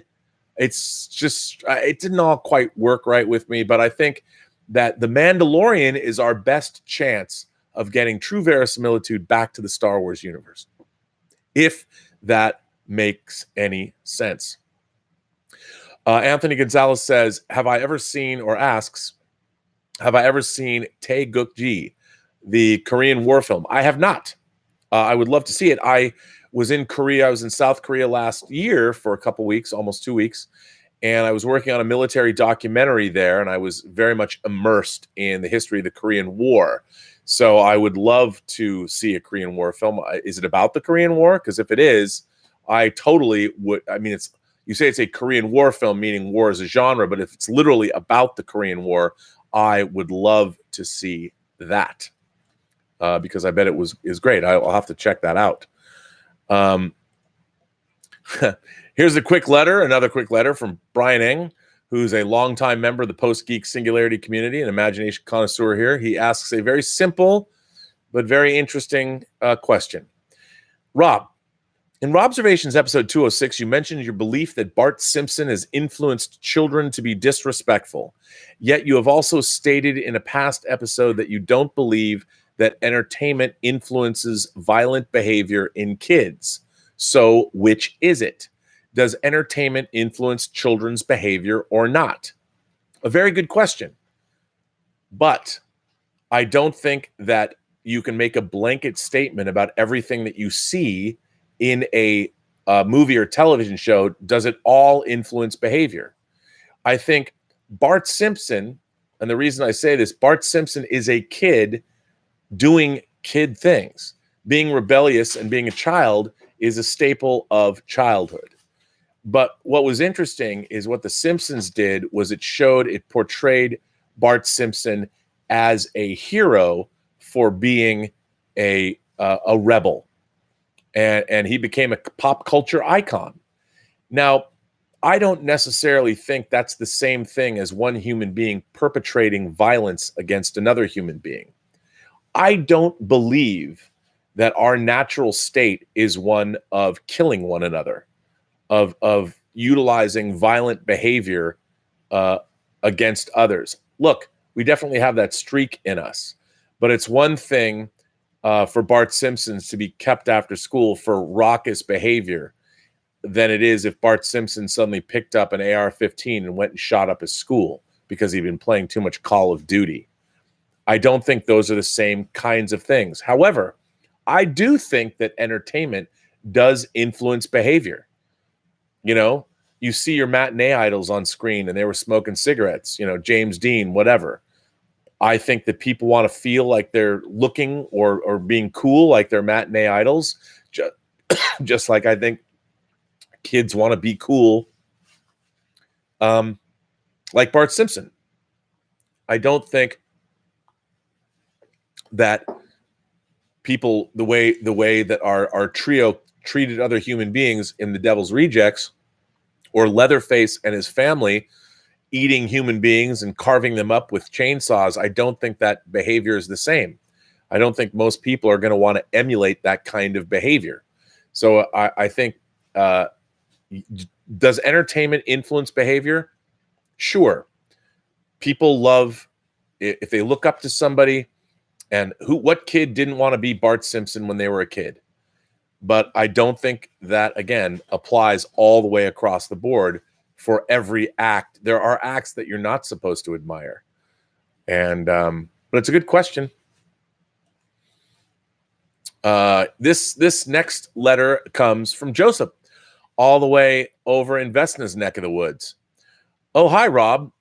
I would like to talk about my favorite Star Trek show, which is Voyager. I do not believe it gets enough love or gets talked about much. Voyager introduced me into Star Trek, and the idea of a starship stranded on the other side of the galaxy was drugs for my teenage imagination. My favorite Trek episodes were always Borg or time travel episodes, so my favorite Voyager episodes were Timeless, with an awesome cameo by LeVar Burton, Blink of an Eye, Living Witness, Eye of the Needle, Scorpion, Two-Parter, and Message in a Bottle. By the way, those are all very good episodes of Voyager and great episodes of Star Trek, by the way. I also like the 2 episodes with the Time Cops, Captain Braxton, who are protecting the timeline with episodes Relativity and the 2-parter Future's End. I always wondered why they did not interfere with the incursions in Year of Hell, Timeless, and the finale of Voyager. I enjoyed every second of Living Witness that brought us evil versions of the Voyager crew. John Delancey was always a joy to watch when he popped up. One of the most interesting episodes, with obviously low budget, but with some brilliant writing and acting, was The Thaw, with a sentient AI that feeds on fear. Kate Mulgrew gave it all in this one. Never really liked the character of Kess, although there were some great episodes with her involved. Like, for example, Before and After, which have some events happening in the future episodes Year of Hell. Watching back at Voyager, it had a few famous cameos which weren't famous back then, at least to me. And I was wondering, who the hell are these guys? For example, The Rock fighting 7 of 9 with his famous eyebrow look, or Sarah Silverman in Future's End, or John Rhys-Davies as Leonardo da Vinci, and of course, Kurtwood Smith. I probably forgot a ton of other famous cameos. The Doctor, played by Robert Picardo, was by far my favorite character, and if true, I can't wait to see him in Star Trek Picard, but only as the Doctor, not as Louis Zimmerman. Fun fact, Tim Russ played a character on Star Trek Generations, a human bridge officer on Sulu's Enterprise, and then later on Voyager, we learned he served as Tuvok on the same ship early in his Starfleet career. Would love to see him back as Tuvok in one of the future Star Trek shows, not only in fan-made films. Even today, I find the Voyager CGI to be fantastic, especially considering it was made for TV and in the 90s. For the longest time, I thought they were using models for space scenes and eventually learned that was not the case. Voyager was the first Star Trek show to use CGI for space scenes. Would love to hear your extensive thoughts on Voyager, dive into some of your favorite episodes. Thanks, and greetings and salutations from Croatia. Joseph E. P.S. Also make Willow review at least a 2-parter, Future's End, laugh out loud, or Year of Hell, I would say. PS2, do you think they'll still use Majel Barrett's voice alike as a computer voice in Star Trek Picard? I sure hope so. Well, first of all, Majel Barrett passed away, so they can't do that unless they stole her voice from episodes, which they could do, but I doubt they will. Here are my thoughts on Star Trek Voyager. Star Trek Voyager never stuck to its premise of a starship cast out. I love the idea of a starship in the Delta Quadrant, cut off from its supply line, cut off from the Federation. If I had made that show, they weren't going home. The idea that they were trying to get home seemed to me to be not what the show was about. I wanted to see, how does a lone Federation ship go into the lawless frontier and try and apply Federation values and bring order to chaos? That's what I wanted to see that show do. And it didn't really do that. They tried, but they didn't really have a handle on it. And I think that Star Trek Voyager's biggest mistake is it basically is a show full of Star Trek tropes, the half human, half alien, you know, Roxanne Dawson's character. And it was a copy of a copy of a copy. And I would like to have seen a little bit more originality from the show. And I don't think they really had their own identity. I thought the first season was actually pretty good. But like I think Blink of an Eye and Living Witness are 2 of the finest episodes of Star Trek ever done, really. I also did like Year of Hell. I liked Workforce, the 2-parter. I don't know why I like that so much. Timeless was good, of course. The Scorpion 2-parter and Message in a Bottle. But those were, again, atypical shows. And I think the reason Voyager doesn't get enough love, when it was on, I didn't like it very much at all. I liked the first season, but after the 37s, which was the second season opener with a pickup truck in space and Amelia Earhart, I'm like, really? Is that what you're doing? I really thought they had an opportunity to do a very interesting show. I wanted something different from Voyager, but now I find myself going back and watching episodes. I actually had both Brian Fuller and John Ottman, the composer, who was also a big fan of the show. Brian obviously worked on it, Brian Fuller, tell me what episodes. They sort of curated a Voyager playlist for me. And I went back and watched them. And it was, once I was removed with the history, I was able to enjoy it more. But I do think the show is really schizophrenic. One episode's, I think, really good, and the next episode's not so good. And again, I just don't think they did a really good job. It would have been really interesting to see them trying to build a coalition, do some world building. Basically, when Cortez went to the New World, they burned his ships. You know, I wanted to see them. They're stuck there. They resolve themselves to their fate, and they're stuck. They're stuck in the New World. What are they going to do? I wanted to see more of that. But yeah, I think you've got a great taste in episodes. You and I certainly park our shuttlecraft in the same shuttle bay. So yes, indeed. Thank you for that. I appreciate that, Joseph. Chief DeMax says, hey, Rob, watched Logan's Run and Soylent Green last night. Any 70s science fiction recommendations? Thank you for the community you have created for all of us. Well, Chef, thank you. I really appreciate that. Logan's Run and Soylent Green, two of my favorites. If you have not seen it, if you want to go back to some 70s, that goes along with actually both of those movies, I cannot stress you need to watch Norman Jewison's 1975, not the horrible remake that John McTiernan directed, but the original Rollerball. One of my favorite science fiction films of the period. I think it's a terrific, terrific movie. It's gotten even better with age. It's funny, you go back, and if you've seen Alita Battle Angel, the Motorball game is very similar to Rollerball. And I am sure that the Motorball game was taken from Rollerball. I'm sure that in the original manga, it was inspired by Rollerball. But yes, check out Rollerball. Other 70s movies that I would suggest you check out. A Boy and His Dog, starring Don Johnson. Another great, again, low-budget post-apocalyptic film. And if you're really into something that's totally bonkers, that I don't know if I can recommend this being great, but of course, my beloved Zardoz, John Borman's Zardoz. I think that's definitely worth watching. There's a lot of crazy outliers. There's movies like The Ultimate Warrior, and there's The Final Program. There's some crazy stuff. I dearly adore, I've said this before on the show, I love the animated film Fantastic Planet from 1973. Although if you get the awesome, or if you watch it on the Criterion Channel, the awesome Blu-ray, I do like the American dub. Normally I don't like dub versions of films, but Barry Bostwick does the American dub. Check that out off the top. And also, if you want to watch another Charlton Heston, part of his trifecta of science fiction films from the original Planet of the Apes, and you watched already Soylent Green. Soylent Green is a very interesting movie. In the Me Too era, when women are called furniture, I don't know how well that's going to fly. But he also was in a movie that's pretty goofy.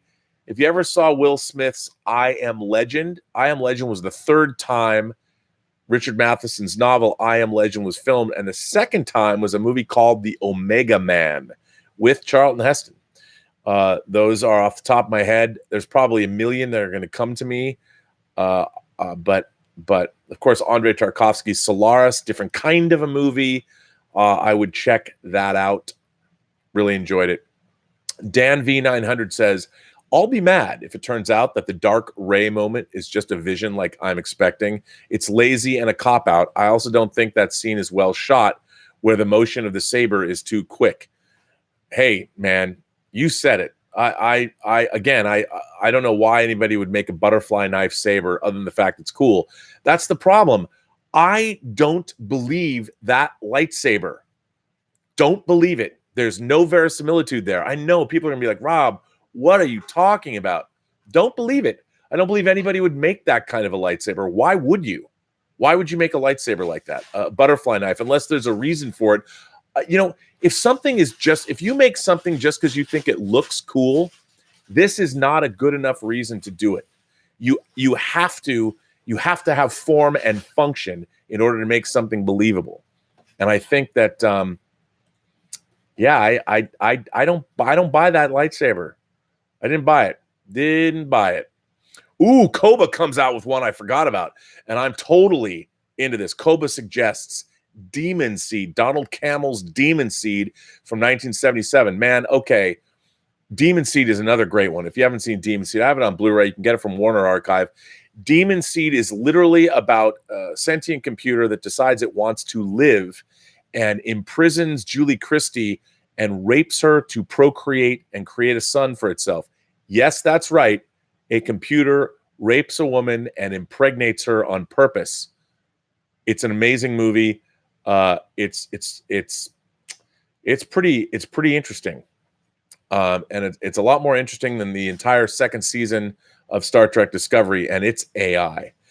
But that's just an aside. Nick is here. Nick says, always a great show, Rob. Thanks for making my day better. Well, Nick, thanks for sending me support to the channel. That makes my day better. I very much appreciate that. Koba, you've got me thinking more and more about 70s science fiction films. I think we've come up with a good list. Yeah, Demon Seed's one I always forget. If you want to start in 1970, if you want to go for your maniacal computer double feature, I got to throw out, of course, Colossus, the Forbin Project, which Joseph Sargent directed. That's an interesting one. And then you got to go Douglas Trumbull, coming off the special effects for 2001: A Space Odyssey. He made his directorial debut with a film called Silent Running that was actually written by Michael Cimino, co-written by Michael Cimino and Stephen Bochco, believe it or not, a sci-fi movie. And Joan Baez sings the theme song. That was 71. It might be 73. I could be wrong about that. And then, of course, you got to watch A Clockwork Orange, Stanley Kubrick's Clockwork Orange. The dystopian films of the 70s, man. You go down that rabbit hole, you'll never come out. But yeah, these are all good suggestions. Wow, this is exciting. I love talking about this stuff. I love that you watched Soylent Green and Logan's Run. Really, really interesting.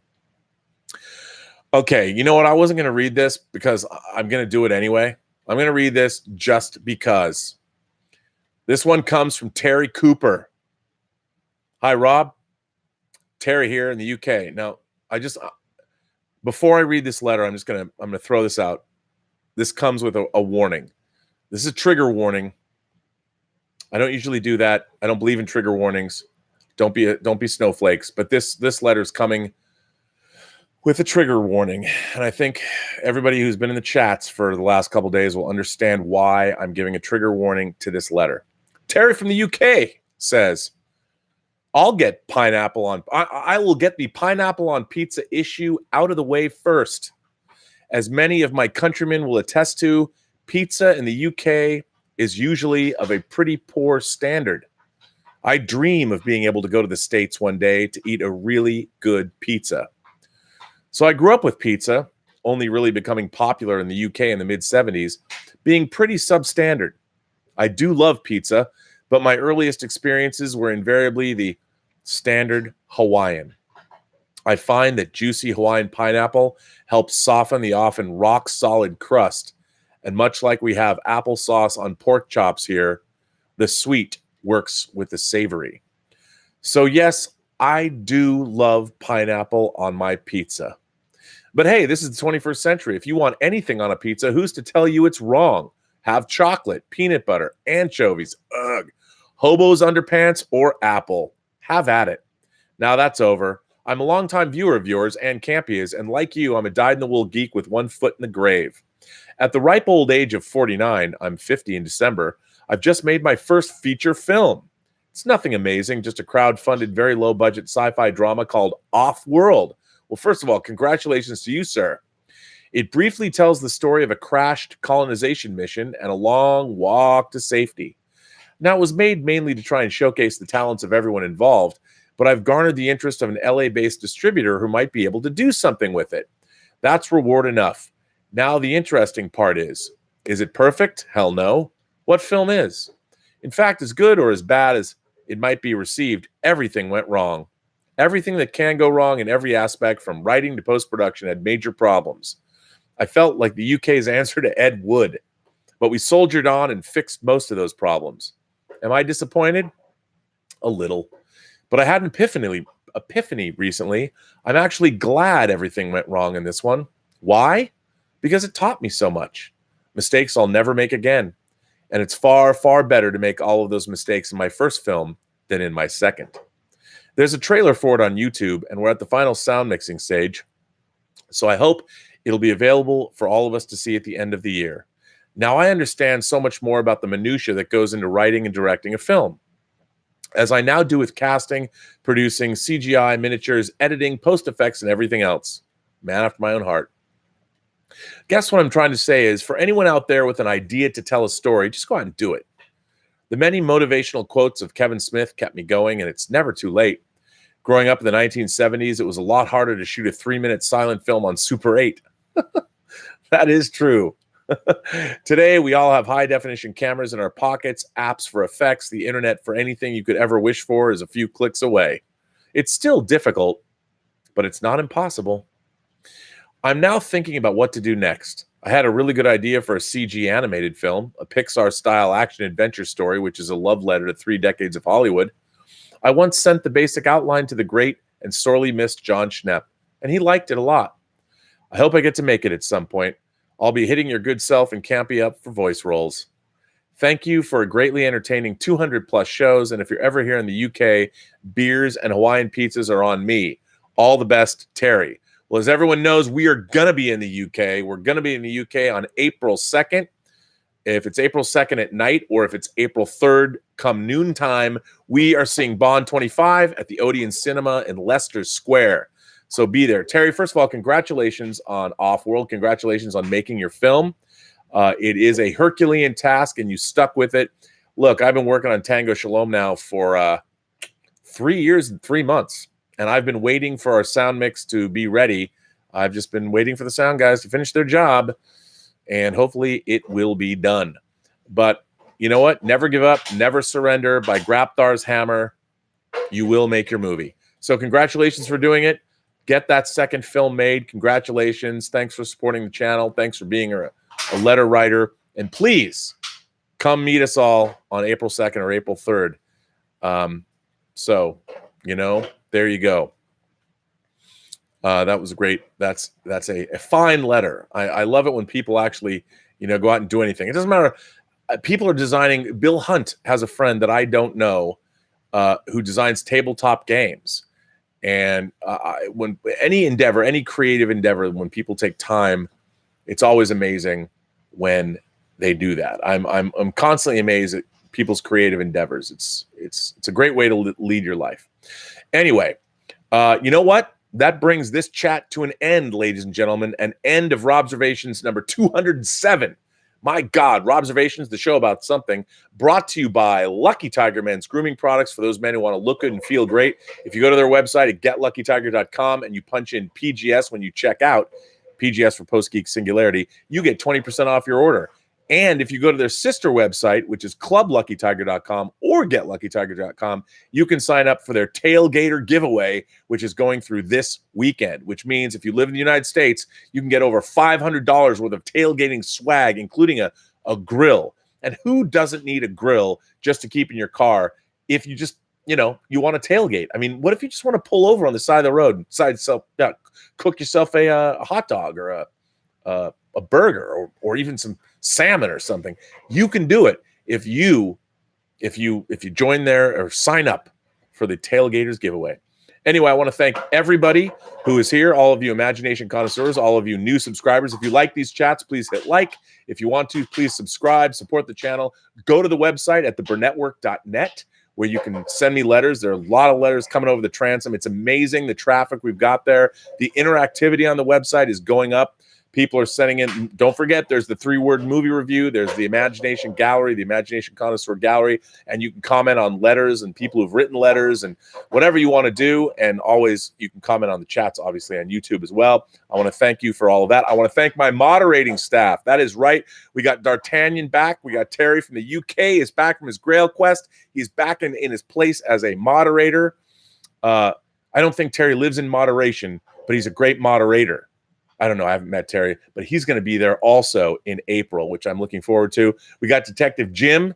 Detective Jim, once truly a police detective, is here moderating. So watch your step. He knows what you've been doing. He knows when you've been bad or good. So be good for goodness sake. We got Greg Smith. Greg Smith is here, our moderator, who is building right now a 1-to-1 scale snowspeeder, following up on his probe droid from last year and his Luke Skywalker's land speeder from the year before. He's building a 1-to-1 scale snowspeeder that is going to be at the Emerald City Comic Con next year. Unbelievable. Yes, that's right. He takes time out of building houses and building snowspeeders to moderate this chat. And we have the Honorable Mike Bodden, Mayor of Riverdale, Iowa. Yes, ladies and gentlemen, the actual mayor is moderating these chats. So I want to say thank you to the moderation staff for being here. And none of my moderators live in moderation, because if they did, they wouldn't be moderating these chats. I want to thank them for that. I want to thank all of you for supporting the channel and supporting me, and to watch Robservations and keep coming back for more. Keep those letters coming. So thank you very much. And this truly is the end of Robservations number 207, the show about something. And remember, every person you meet has a story to tell you have yet to hear. All you have to do is listen. And with that, I say to you all, have a better day.